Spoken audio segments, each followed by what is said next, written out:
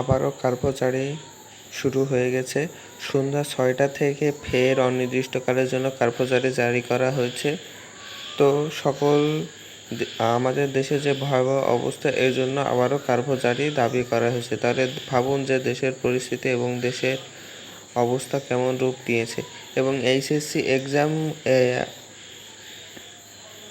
শেষমেশ অটোপাস দেওয়া ছাড়া শিক্ষার্থীদের জন্য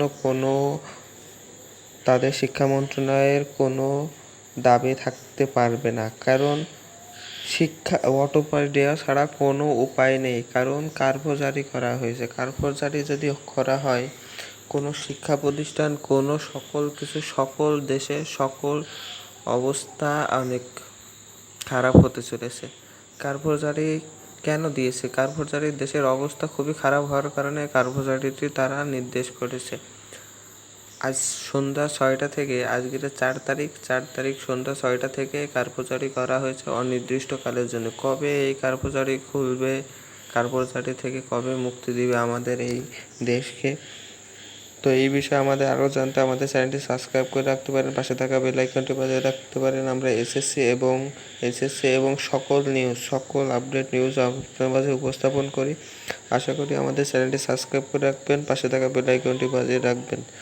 আমাদের ভিডিও এডিট করতে একটা সময় ব্যয় হয়, এখান থেকেও একটা সময় ব্যয় হয়।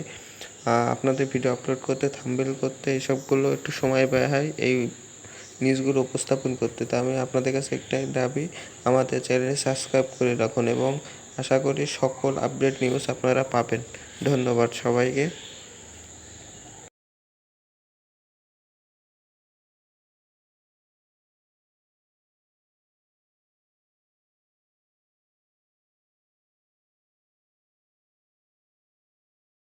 শুধু একাদশ শ্রেণীর ছাত্রছাত্রীদের একটা সুযোগ দেওয়া হয়েছে, যাদের কলেজে ভর্তি হতে পারেনি তারাই শুধু তারাই কলেজে ভর্তি হতে পারছে, তাও কার্যালয়ে নয়, কোনো প্রতিষ্ঠানে নয়, শুধু অনলাইনের মাধ্যমে আবেদন করতে পারছে।